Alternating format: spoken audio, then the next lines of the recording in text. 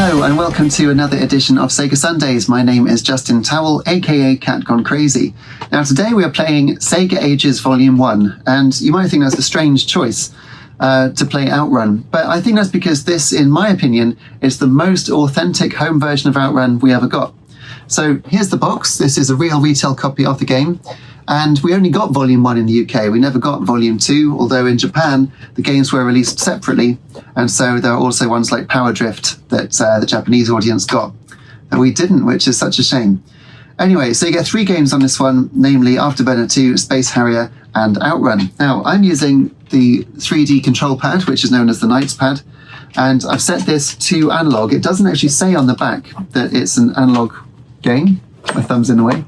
Nothing about it there, but it does support analog very nicely. So we're going to go with this. Now, the reason I say this is the most authentic version, even though it actually runs at a higher frame rate than the arcade, because that ran at 30 frames, this is 50 because it's PAL,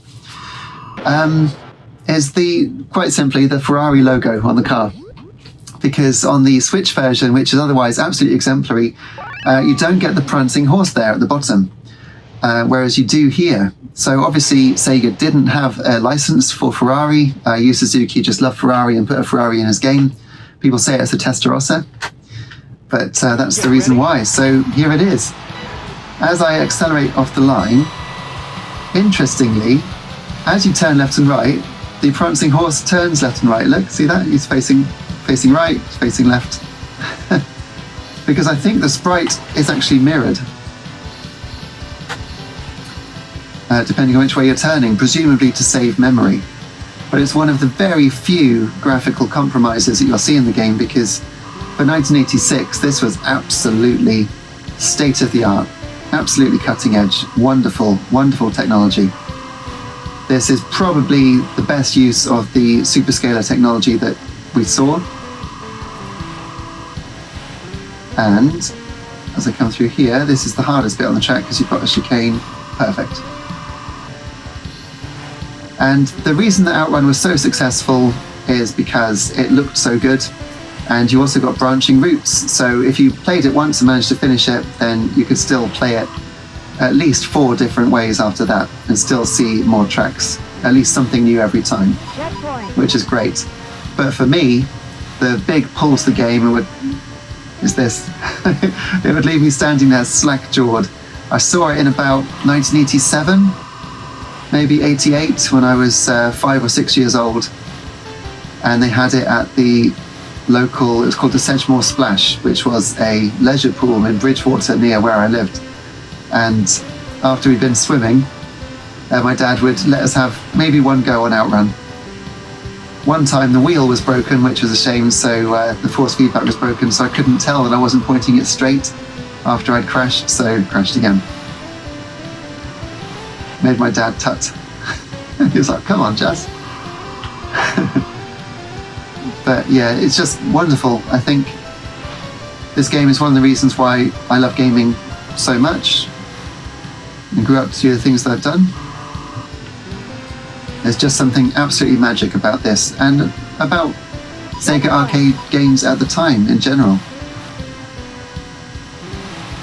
So now we are through to the desert, and it's using sprites to layer them across the track to give the impression of sand lying there. Unlike games like the Master System version of Super Hang-On or Hang-On, collisions with other cars don't make you explode, they make you skid, sometimes go into a little spin. You don't lose much time for doing so, which is good, but it can put you off the road. Whereas actually colliding with the trackside scenery has wonderful flip animations. There are actually a couple of them. One of them, if you're crashing really quickly, so at top speed, the Ferrari will just fly towards the screen, filling the screen. Going a little pixely as it does, but you'd end up with nothing on the screen because you sort of fly past the car with the camera. And then my favourite, where it flips into the middle distance and the people fall out and they get up and sort of dust themselves down or shake their heads. It's brilliant. And they couldn't really replicate that on the home consoles at the time. I think even on Sega Mega Drive, I don't think you see the people fall out. You just see the car flip. So just that extra grunt of the arcade hardware gave the game so much more character. Even little things like the title screen having seagulls flying around it on the logo. It didn't do that on the Master System version or the Mega Drive, although it was actually in OutRunners, which we've already covered on this channel. To me, it seems like a small thing to be able to include, seagulls, but what do I know? But again, when I was small, my sister and I would watch the demo and we'd look at things like the seagulls in the logo. It just seemed so incredibly detailed, unlike anything else you'd see. And of course you'd go home and try and play it on your ZX Spectrum, because there was a version on Spectrum. And I remember us loading it up and being horrified at the quality of it. Keeping in mind we've been used to Nigel Mansell's Grand Prix, compared to that, the OutRun conversion was pretty dire. And then of course you'd look in the Argos catalogue at the LCD version with the front of the Ferrari, do you remember? The plastic car, and you'd hold onto the wheel. But I don't think I ever got to play that, maybe at a cousin's house. But it wasn't very good, let's be honest. So this was the first time that the real arcade OutRun experience had come home, and I bought this. I remember buying it when I was about 15. I got my first job, 1997. This is one of the first games that I bought with my own money. Oh, and I finished it. Hey, good for me.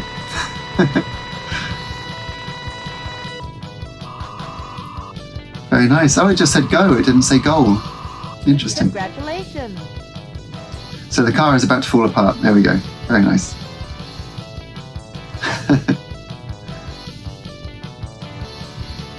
Right, I'll give it one more go, and perhaps we'll just go to the right next time.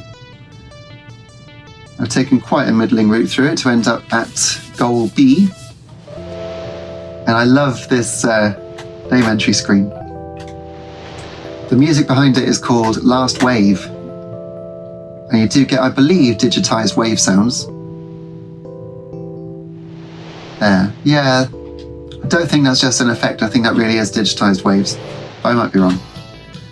And then you get this demonstration of what the game can actually do, what the game engine can do on Saturn, running at 50 frames a second here, absolutely screaming along. Look at it. That's incredible. So whereas in 1986 it could manage these sprites at 30 frames a second, by 1997 they could do it twice the speed, both in terms of frame rate and actual speed, it seems. It's amazing. Although I'm guessing if it could scale anything, then it wouldn't matter how quickly it was coming towards you, it could scale it. That's the animation I was telling you about. That's the one where it comes towards the screen. And this one, if they get back on the road, should do the flip. Yeah, oh no. The other flip is where the car flips and lands. Hopefully they'll show us. No. Right, should we give it one more go? I don't see why not. That was otherwise a very quick Sega Sundays. Let's have a look. Let's see in the options what we can do if there's anything different now I've finished it. We've got time limit normal. Let's try it on hardest. And hardest, gear mode manual, game mode overseas. So that's the course layout. So I'm going to stick to overseas because I know those. And then music test and sound mode. Okay. Now I believe there was a cheat to make it run at 30 frames a second, but the magazine said that the cheat made it run at 60, but it already does. So I don't know what the what's going on there. All right, magical sound shower. Now I've not tried this, I don't think ever, on the hardest mode. So there should be a lot more traffic and a lot less time.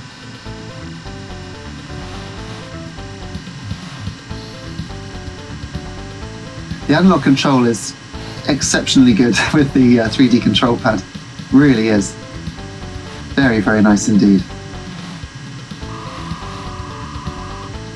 Now the game doesn't support widescreen, you notice in the options. So although I'm playing this on a widescreen monitor, it should be in standard definition, so I think I will change the ratio in editing so you can see it how it's meant to be seen, because it's not a widescreen game. Oh, a bit close there, but that's alright, not too bad. I suppose there are more cars and it's going to get more difficult. I'm going to go to the right this time. Change things up a bit. Now this one has got a kind of, a rock wall to your right. The game apparently awards you more score for tackling corners in the inside lane. But honestly, there are so many cars around, even on normal, that it's very hard to stick to the lane you're supposed to. Okay. And they very cheekily programmed in a bit that's designed to catch you out. It's the next bit that looks like that. And I seem to be stuck in high gear because I don't know what the low gear button is. Now it flips around to the left here. Yeah, that's it. Okay, I think I'm just going to keep going to the right. There certainly are more cars. They're blocking the road now, look. But they parted. Right, let's go to the right and then perhaps double left.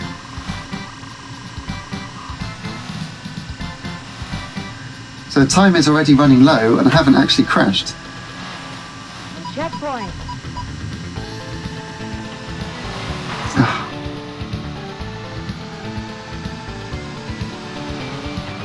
That's just an absolute traffic jam, look at it.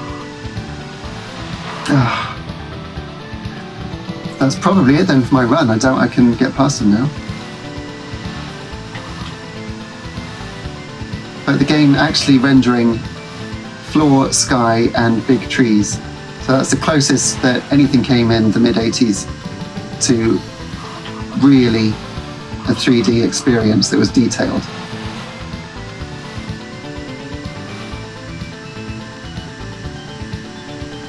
But of course the sky was just the same as the top of the tunnel, really. Right, got to get to the end in 3 seconds. Well, we're not going to make it, so now I don't think we can make it in time. What a shame.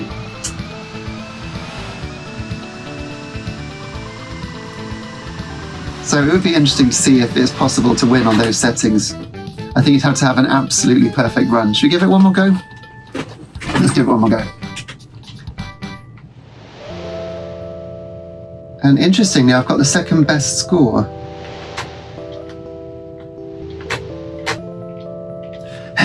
But significantly lower than actually finishing it. Right, one more go then, let's try. Might as well do Passing Breeze, we haven't done that yet. And it is lovely to have the actual arcade start line.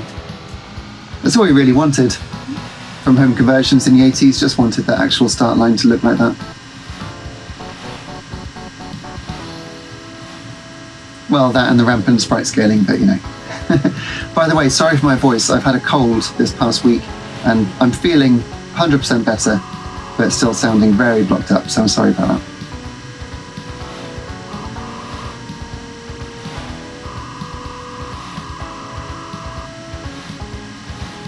So I'm going to be a little bit more aggressive, I think, in trying to get past the cars.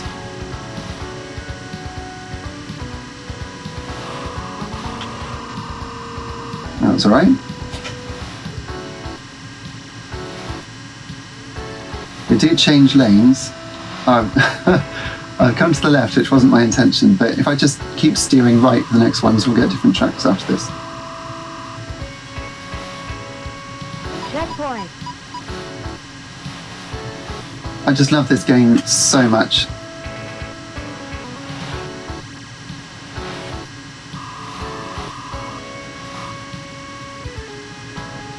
I think even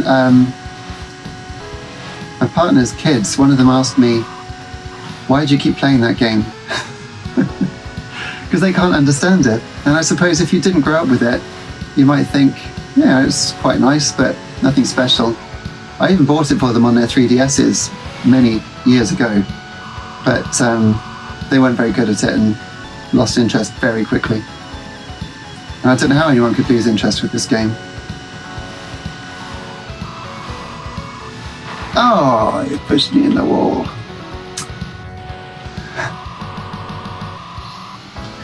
There are little skill things like getting your revs to the right point when you restart.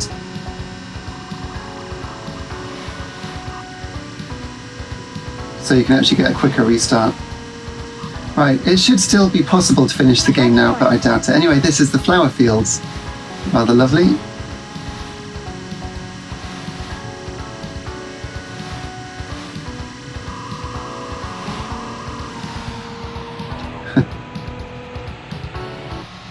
I found the shift down gear button, that's B. Good.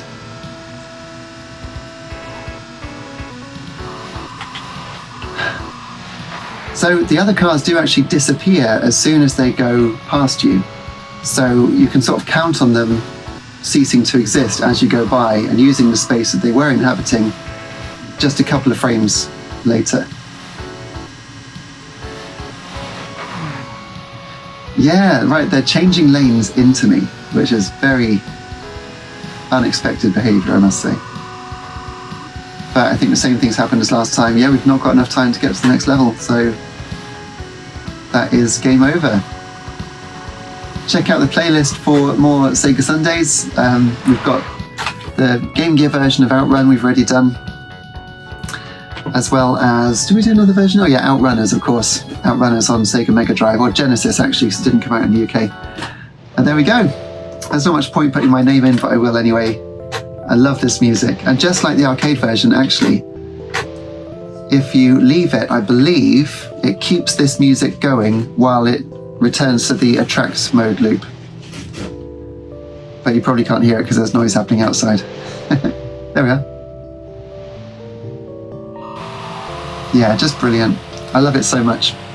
So thank you for watching. Check out the playlist and I'll see you again very soon.